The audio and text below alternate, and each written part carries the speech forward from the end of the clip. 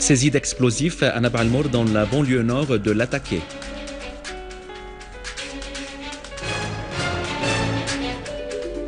Pour le 6e jour consécutif, les forces de l'occupant israélien continuent leur agression contre la Cisjordanie.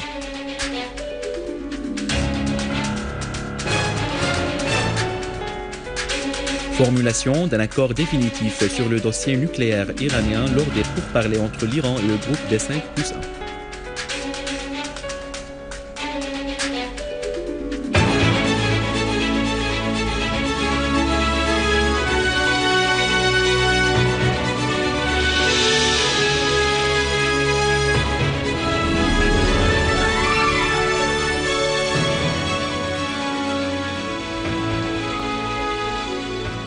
Mesdames et messieurs, bon après-midi et bienvenue à notre journal.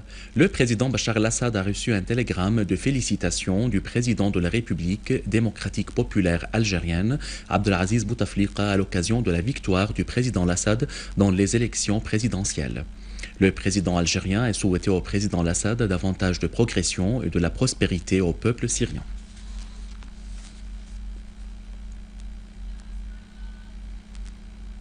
Des unités de l'armée arabe syrienne ont découvert lors du ratissage de la zone de Nab al-Mour dans la banlieue nord de Latakia des obus de mortier, des charges explosives et des explosifs dont 6 forts, ainsi que des médicaments et des appareils médicaux.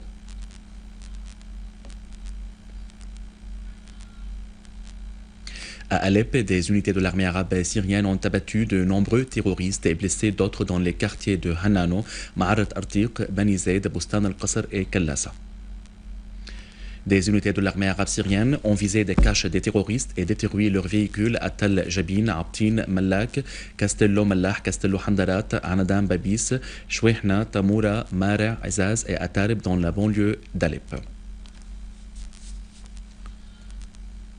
Des unités de l'armée arabe syrienne ont avorté une tentative des terroristes du réseau de l'État islamique en Irak et au Levant de voler le blé dans la zone de Bayarat Dawa, située à 25 km de Palmyre. Une source du gouvernorat de Homs a indiqué qu'une unité de l'armée arabe syrienne avait tué et blessé plusieurs terroristes, détruit nombre de leurs véhicules et saisi un véhicule surmonté de mitrailleuses lourdes, une quantité de munitions et des appareils de télécommunication.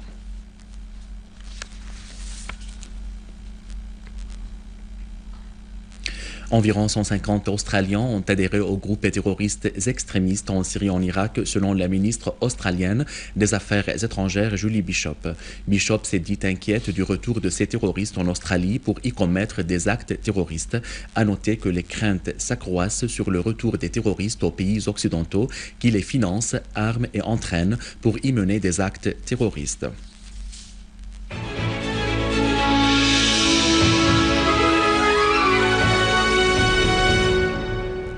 Les forces irakiennes poursuivent leur campagne militaire dans de nombreuses régions, notamment à Mossoul, et tentent d'en expulser les hommes armés.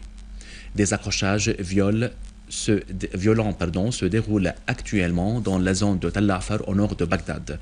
Des sources irakiennes ont souligné que les forces armées affrontent les terroristes du réseau de l'État islamique en Irak et au Levant pour purifier les zones irakiennes de leur présence.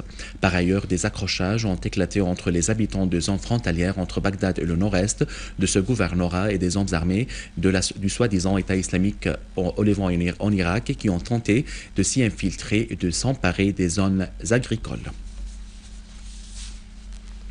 Les forces d'occupation israéliennes perquisitionnent sans cesse les villes palestiniennes en Cisjordanie. Des dizaines de citoyens palestiniens non armés ont été arrêtés sous un encerclement militaire accentué notamment dans la ville Al-Khalil. Dans le camp de Jenin, 2 Palestiniens ont été blessés dans une agression israélienne sur le camp au moment où les forces israéliennes procèdent à la fermeture des routes en Cisjordanie pour restreindre le déplacement des Palestiniens. Et dans une agression similaire sur la bande de Gaza, un citoyen palestinien a été blessé dans une série de raids israéliens. Des missiles ont été tirés sur 3 régions à l'est, à l'ouest et au nord de Gaza.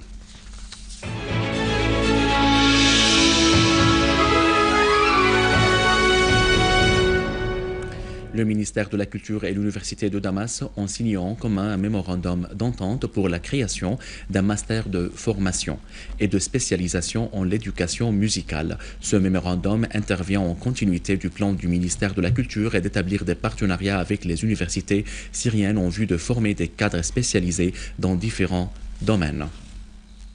Il s'agit d'apporter tout le soutien nécessaire à la création d'un master de pédagogie musicale. Tous les cadres humains, tous les moyens techniques et hautement musicaux vont être mis au service de ce master dans la perspective de développer une culture musicale chez les enfants et chez les adultes syriens. Sous le patronage du ministère de la Culture, une exposition des projets de fin d'études et des étudiants de l'Institut technique des arts appliqués de l'an 2013-2014 a été inaugurée aujourd'hui. Des travaux de genre diversifiés ont été exposés, à savoir la calligraphie, la sculpture, la céramique, la photographie et le vidéo-art. L'exposition est organisée dans la citadelle de Damas, la salle du trône.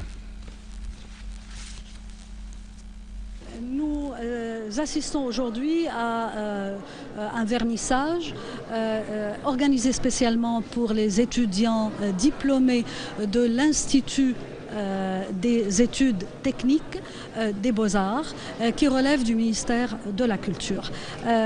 Des travaux extrêmement beaux, d'une très haute qualité. Je souhaite à ces jeunes gens une vie pleine de succès sur la scène artistique.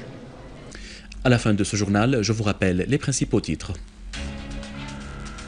Découverte d'explosifs à Nab al-Mour dans la banlieue nord de Latakia.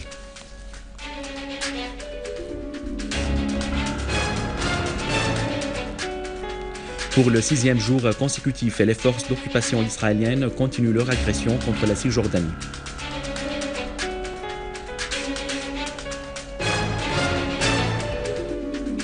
Formulation d'un accord définitif sur le dossier nucléaire iranien lors des pourparlers entre l'Iran et le groupe des 5 puissants.